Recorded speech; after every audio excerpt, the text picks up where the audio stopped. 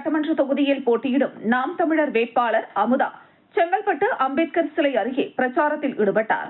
பிரச்சாரத்தில் ஈடுபட்ட நாம் தமிழர் கட்சி வேட்பாளர் அமுதா செய்தியாளர்களை சந்தித்த நிலையில் தமிழ்நாட்டை தமிழர்களே ஆள வேண்டும் என்றும், செங்கல்பட்டில் சரியான பாதாள சாக்கடை வசதி மற்றும் சாலை வசதிகளை மேம்படுத்த வேண்டும் எனவும், திறந்தவெளி சாக்கடையால் குழந்தைகளுக்கு தொற்றுநோய் பாதிப்பு ஏற்பட வாய்ப்புள்ளது எனவும் கூறினார். மேலும் ஆப்பூர் உள்ள குப்பை கிடங்கு குப்பைகளை மறுசுழற்சி செய்யாத நிலையில் நிலத்தடி நீர் பாதிப்பு ஏற்படுகிறது என்றும், மக்களுடைய கோரிக்கைகளாக வேதாச்சலம் ராஜேஸ்வரி பெயரை செங்கல்பட்டு பேருந்து நிலையம், மருத்துவமனை, ரயில் நிலையங்களில் வைக்க வேண்டும் என்பது பல ஆண்டுகளாக கோரிக்கைகளாக உள்ளது. மேலும் செங்கல்பட்டு பகுதியில் அரசு மகளிர் கல்லூரி, கொலவாய் ஏரி சுத்தம் செய்து தூர்வாரி படகு குழாம் அமைத்திட நாம் வெற்றி பெற்றால் சட்டமன்றத்தில் இதுகுறித்து பேசி நடவடிக்கை எடுக்கப்படும் என்றும் உறுதியளித்தார். செங்கல்பட்டில் உள்ள மக்களுக்கு வேலைவாய்ப்பு குறைவு. இங்குள்ள மக்களை தவிர்த்து வெளி மாநிலத்தவர்களுக்கு அதிக வாய்ப்புகள் வழங்கப்பட்டு வருவதாகவும், உள்ளூர் மக்களுக்கு வேலை வழங்க நடவடிக்கை எடுக்கப்படும் என்றும், சுங்கச்சாவடியில் உள்ளூர் வாகனங்களுக்கு இலவசமாக செல்வதற்கு அனுமதி வழங்க வேண்டும் என்றும், மேலும் வளர்ச்சியில்லாத விவசாயத்திற்கு முக்கியத்துவம் கொடுத்து பெண்களுக்கு தொழில் முனைவோர் பயிற்சி கூடங்கள், விளையாட்டு திடல், நகர்ப்புற வளர்ச்சி இல்லை எனவும், மது போதை, பாலியல் வன்புணர்வு அதிகமாக உள்ளது என்றும், செங்கல்பட்டு மாவட்டத்தில் வேலைவாய்ப்புகள் உருவாக்குவதே முக்கிய பங்கு என நாம் தமிழர் கட்சி வேட்பாளர் அமுதா தெரிவித்தார். நாம் தமிழர் கட்சி சார்பாக செங்கல்பட்டு தொகுதியில் வேட்பாளராக நிறுத்தப்பட்டிருக்கேன். என் பேர் அமுதா.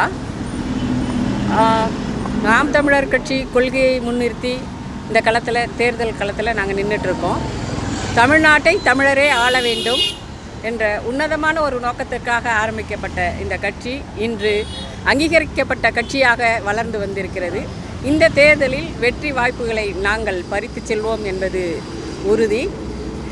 இந்த களத்தில் பார்த்திங்கன்னா, இங்கே செங்கல்பட்டில் நாங்கள் பரப்புரை மேற்கொண்ட இடங்கள்லாம் இங்கே சரியான சாக்கடை வசதிகள் இல்லை. மக்கள் திறந்த வெளியாகவே இருக்குது. அதில் குழந்தைங்க விழுவாங்களா என்ன அப்படின்ற ஒரு அக்கறை கூட இந்த ஆட்சியாளர்களுக்கு இல்லை. இதெல்லாம் சரி செய்ய தான் இந்த பகுதியில் என்னை அண்ணன் நிறுத்தியிருக்காங்க. ஏன்னா சென்னையை ஒட்டி இருக்கிறதால இங்கே வளர்ச்சி, அந்த நகரப்புற வளர்ச்சி வருதுன்னு சொல்கிறாங்க. அதே போல் இங்கே பாலியல் குற்றங்களும் மது போதைகளும் அதிகமாகிட்டுருக்கு. மது போதை அதிகமாகிறதால தான் பாலியல் குற்றங்கள் நிறைய நடந்துகிட்ருக்கு. இதை தடுக்கக்கூடிய அரசாங்கமே கண்டும் காணாமல் இருக்குது. இந்த தொகுதியில் நாம் தமிழர் கட்சி வெற்றி பெற்றதும் முதல் வேலையாக இந்த மது போதையை கட்டுப்படுத்துகிற வேலையை தான் நாங்கள் கையில் எடுப்போம். அதுபோல் பார்த்திங்கன்னா, இங்கே உள்ள மக்களுக்கு வேலை வாய்ப்புகளையும், இளைஞர்களுக்கு வேலை வாய்ப்புகளையும் நாம் தமிழர் கட்சி சார்பில் செங்கல்பட்டு பகுதியில் வேட்பாளராக கட்சி தலைமை மூலம் அதிகாரப்பூர்வமாக அறிவிக்கப்பட்ட அமுதா செங்கல்பட்டு அரசு மருத்துவமனை முன்பு துண்டு பிரசுரம் வழங்கி பிரச்சாரத்தில் ஈடுபட்டார்.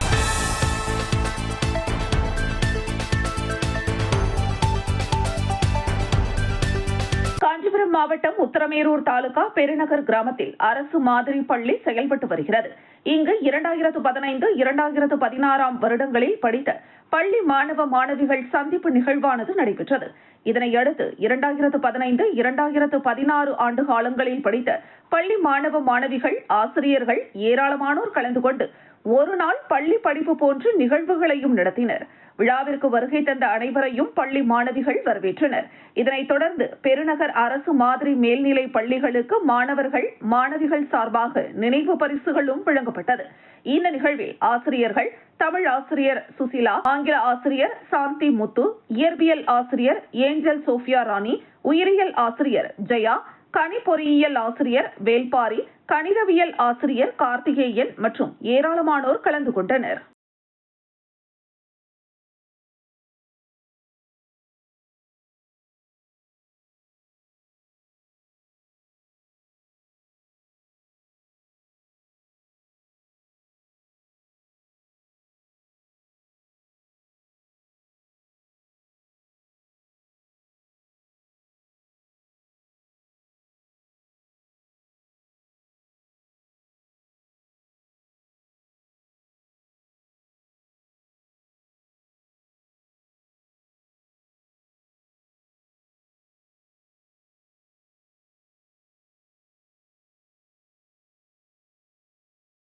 தடவையில அட்டன் பண்றேன்.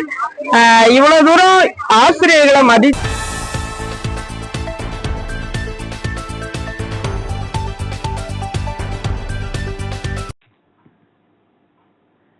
தமிழ்நாடு வணிகர் சங்கங்களின் பேரமைப்பு சார்பாக செங்கல்பட்டு வடக்கு மாவட்டம் சார்பில் பொதுக்குழு கூட்டம் மறைமலை நகர் அருகே தனியார் திருமண மண்டபத்தில் நடைபெற்றது. இந்த நிகழ்வில் சிறப்பு அழைப்பாளராக மாநில தலைவர் விக்ரமராஜா கலந்து கொண்டு சிறப்புரையாற்றினார். அதனைத் தொடர்ந்து செய்தியாளர்களிடம் பேசிய விக்ரமராஜா, தேர்தல் அறிவிக்கப்பட்ட நாள் முதல் வியாபாரிகள் சொல்லொன்னா துயரத்திற்கு ஆளாகியுள்ளனர். அன்றாட வியாபார பணம் அதிகாரிகளால் பறிக்கப்படுவது மட்டுமின்றி சில இடங்களில் கையூட்டு பெற்றுக்கொண்டு பணத்தை திருப்பித் தரும் அவல நிலையும் நீடிக்கிறது. குறிப்பாக கோயம்பேடு மார்க்கெட் வளாகத்திற்குள் புகுந்து 33 லட்சம் ரூபாயை அதிகாரிகள் பறிமுதல் செய்துள்ளனர். இது வியாபாரிகளின் பணம் மட்டுமல்ல, தன்னை வருத்திக் கொண்டு விவசாயம் செய்யும் சாமானிய விவசாயிகளின் ரத்த பணம். அதிகாரிகளே மனிதாபிமானத்தோடு செயல்படுங்கள். கார்ப்பரேட் நிறுவனங்களுக்கு ஆதரவாக செயல்பட்டு உள்ளூர் வணிகத்தை ஒழித்து விடாதீர்கள் என உருக்கமாக வலியுறுத்தினர். மேலும் தேர்தல் ஆணையத்திடம் இதுகுறித்து பலமுறை முறையிட்டும் கோரிக்கைகள் நிராகரிக்கப்பட்டுள்ளன. எனவே மீண்டும் ஒரு கோரிக்கை மனு அளிக்கப்பட்டுள்ளது. வரும் 27ஆம் தேதிக்குள் இதில் உரிய சட்ட திருத்தம் கொண்டுவரப்படவில்லை என்றால் முதற்கட்டமாக மார்ச் 31ஆம் தேதி சென்னையில் மாபெரும் ஆர்ப்பாட்டம் நடத்தப்படும். அதனைத் தொடர்ந்து தமிழகம் முழுவதும் உள்ள மாவட்ட ஆட்சியர் அலுவலகங்கள் முற்றுகையிடப்படும் என்றும், அப்படியும் தீர்வு கிடைக்காவிட்டால் மாநிலம் தழுவிய கடையடைப்பு போராட்டம் நடத்தப்படும் என்றும் எச்சரிக்கை விடுத்தார்.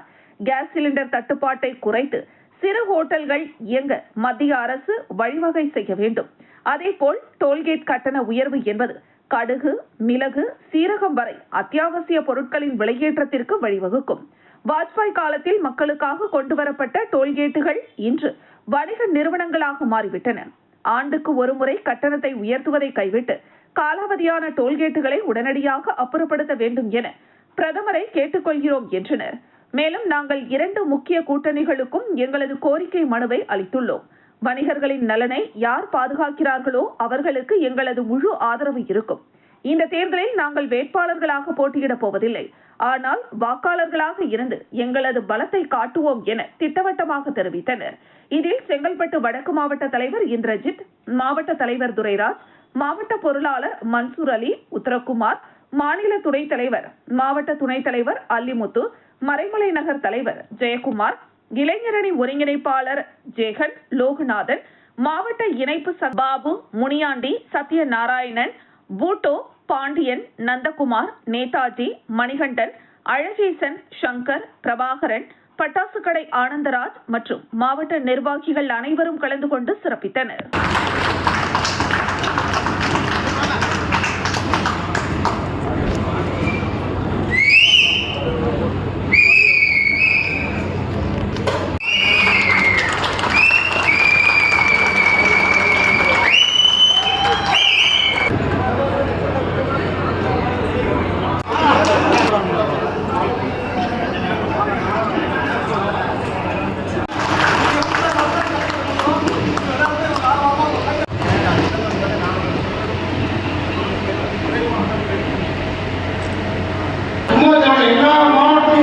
உழைத்து இன்னைக்கு உருவாக்கியிருக்கோம். நம்முடைய தலைவர் 43வது மாநில மாநாடு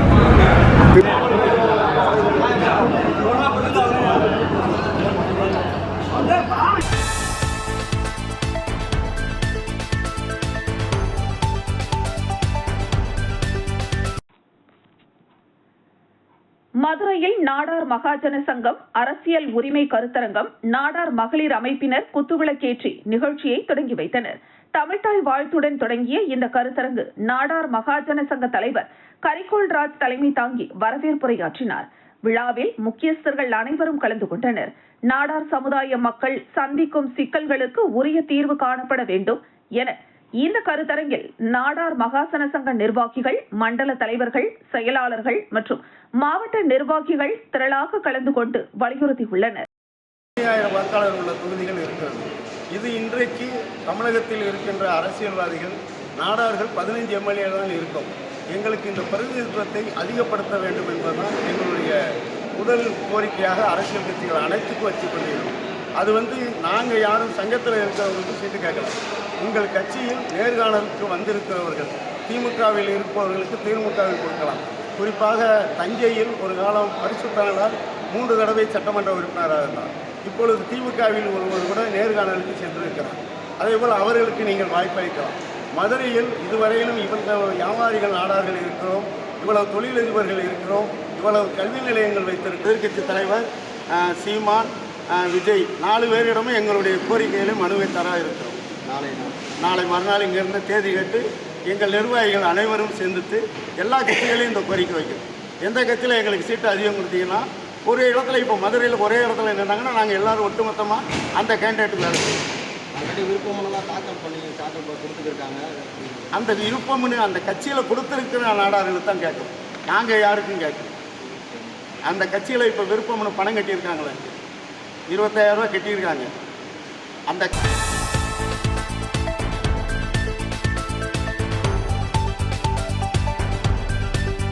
திண்டிவனத்தில் அதிமுக முன்னாள் அமைச்சர் சி.வி. சண்முகத்தை மாநில மருது சேனை சங்கங்களின் நிறுவன தலைவர் ஆதிநாராயணன் மற்றும் நிர்வாகிகள் சந்தித்து பேசினர். வரும் சட்டசபை தேர்தலில் தேசிய ஜனநாயக கூட்டணி இடம்பெற்றுள்ள அதிமுகவிற்கு ஆதரவு தருவது என மதுரையை தலைமையிடமாக கொண்டு செயல்படும் மருது சேனை சங்கம் முடிவெடுத்துள்ளது. சமீபத்தில் சென்னையில் அதிமுக பொதுச் செயலாளர் பழனிசாமி மருது சேனை சங்கத்தின் நிறுவனர் ஆதிநாராயணன் நேரில் சந்தித்து பேசினார். இந்த நிலையில் திண்டிவனத்தில் உள்ள முன்னாள் அமைச்சர் பாராளுமன்ற உறுப்பினர் சி.வி. சண்முகத்தை நேரில் சந்தித்து பேசினார். சந்திப்பு குறித்து ஆதிநாராயணனிடம் கேட்டதற்கு மரியாதை நிமித்தமாக சந்தித்ததாக தெரிவித்தார். ஆனால் வரும் தேர்தலில் விருதுநகர் மாவட்டம் திருச்சுழி தொகுதியை மருதுசேனை சங்கத்திற்கு ஒதுக்குமாறு சி.வி. சண்முகத்திடம் கோரிக்கை வைத்ததாக கூறப்படுகிறது. இந்த தொகுதியில் திமுக அமைச்சர் தங்கம் தென்னரசு கடந்த 2021ஆம் ஆண்டு தேர்தலில் வெற்றி பெற்றுள்ளார். கடந்த முறை இந்த தொகுதி அதிமுக கூட்டணியில் இருந்த மூவேந்தர் முன்னேற்ற கழகத்திற்கு ஒதுக்கப்பட்டிருந்தது குறிப்பிடத்தக்கது.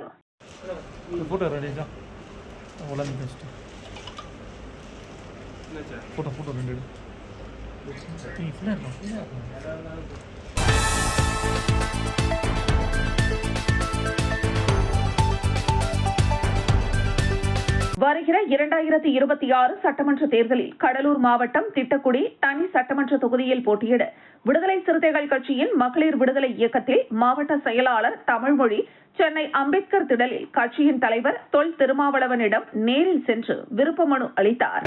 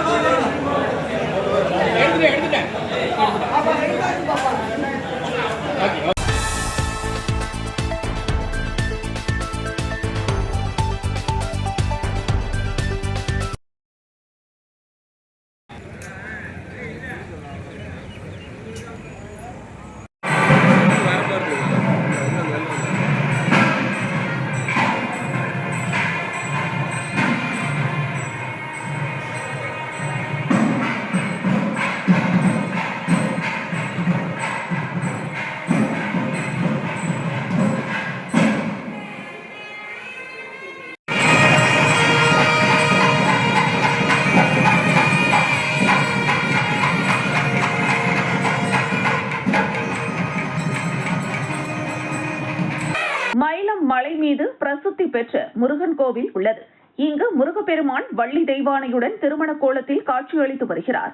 ஆண்டுதோறும் பங்குனி உத்திர திருவிழா இங்கு வெகு விமரிசையாக நடைபெறுவது வழக்கம்.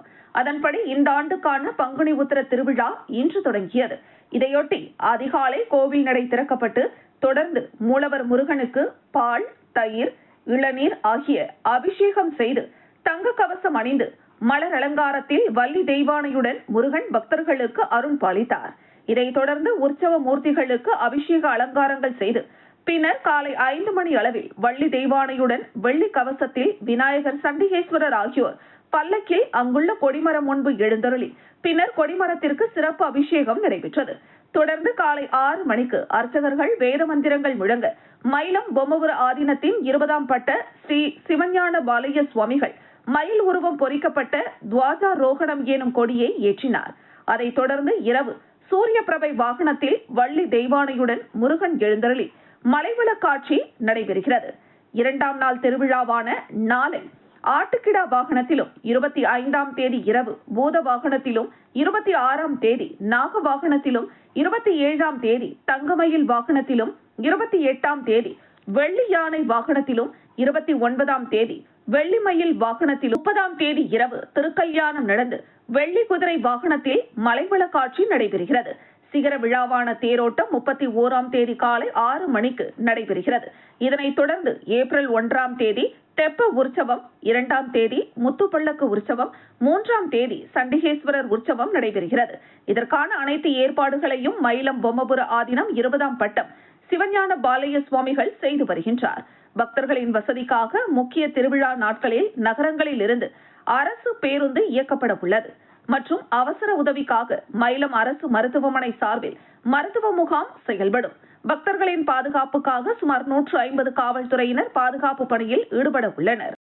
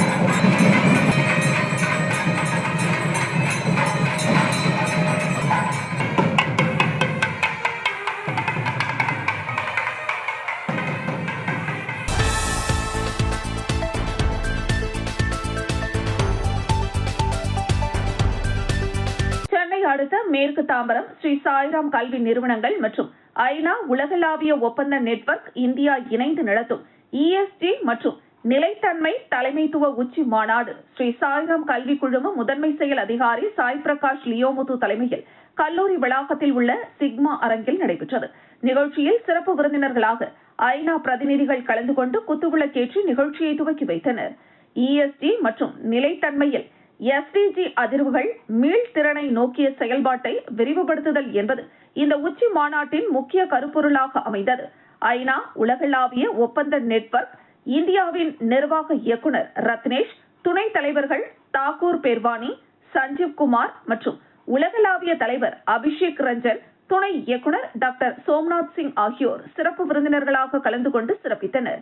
கருத்தரங்கின் முக்கியத்துவம் மாநாட்டில் பேசிய வல்லுநர்கள் ஐநா சபையின் 17 நிலையான வளர்ச்சி இலக்குகளை அடைவதில் இந்தியாவின் பங்கு குறித்து விளக்கினர். குறிப்பாக இன்றைய காலகட்டத்தில் அதிகரித்து வரும் காற்று மாசு, நீர் மாசு மற்றும் பிளாஸ்டிக் கழிவுகளால் ஏற்படும் பாதிப்புகளை தவிர்க்க நிறுவனங்கள் தங்களது சுற்றுச்சூழல், சமூகம் மற்றும் நிர்வாக நடைமுறைகளில் வெளிப்படை தன்மையுடனும் பொறுப்புடனும் செயல்பட வேண்டியதன் அவசியத்தை வலியுறுத்தினர். மேலும் நிலையான வளர்ச்சியை உறுதி செய்ய வலுவான சட்டத்திட்டங்கள் மற்றும் கொள்கை முடிவுகள் அவசியம் என்றும் எடுத்துரைக்கப்பட்டது. நிகழ்ச்சியில் SDG திட்ட கண்காட்சி, மாணவர்களின் புத்தாக்க படைப்புகள் ஸ்ரீ லியோமுத்து உள் விளையாட்டு அரங்கில் காட்சிப்படுத்தப்பட்டன. பயிற்சி பட்டறைகள், TVS மோட்டார்ஸ் மற்றும் ஐநா அமைப்பின் சார்பில் SDG கேம் 2030 என்ற அனுபவபூர்வமான பட்டறை நடைபெற்றது. குழு விவாதங்கள், பசுமை நிதி, காலநிலை முதலீடுகள் மற்றும் நிலையான எதிர்காலத்திற்கான தலைமைத்துவம் குறித்து பல்வேறு அரங்குகளில் விவாதங்கள் நடைபெற்றன. இந்த நிகழ்வில் சாய்ராம் கல்வி நிறுவனங்களின் தலைமை தகவல் அதிகாரி நரேஷ் ராஜ், மாணவர்களின் விவகாரத்துறை டீன் ராஜேந்திர பிரசாத், டாக்டர் ரின் ரோபின் மற்றும் கல்லூரி முதல்வர்கள் முனைவர் ராஜா, முனைவர் பழனிக்குமார், அரங்காவலர் சதீஷ், மேலாண்மை இயக்குனர் முனைவர் மாறன் உட்பட பேராசிரியர்களும் மாணவ மாணவிகளும் கலந்து கொண்டனர்.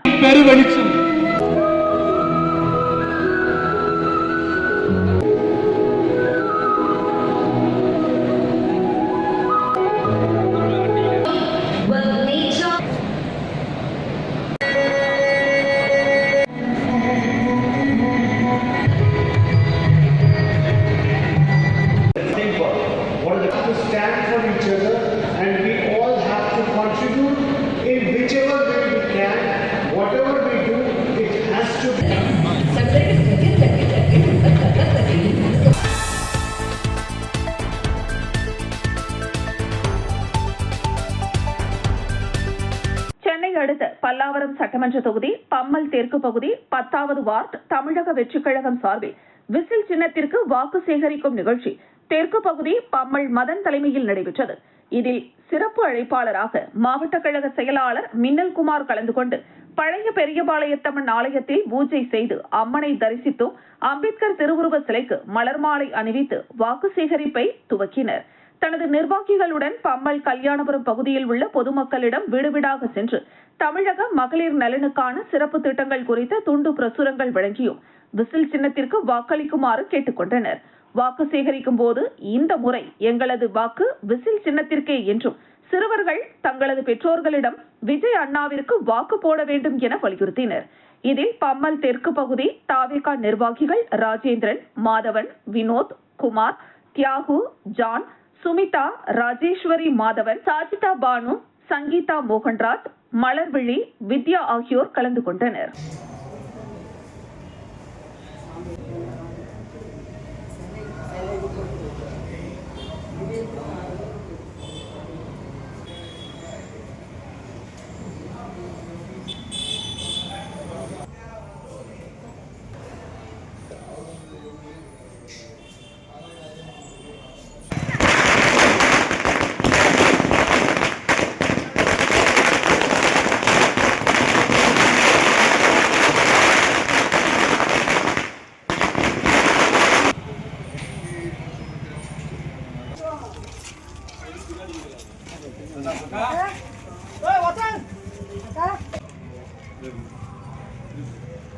இந்த வாட்டி புதுசா ஒரு ஓட்டு போடுங்க.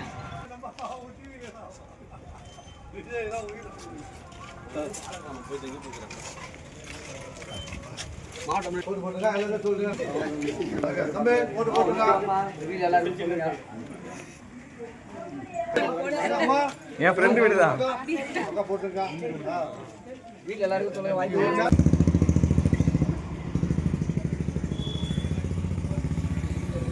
வாங்க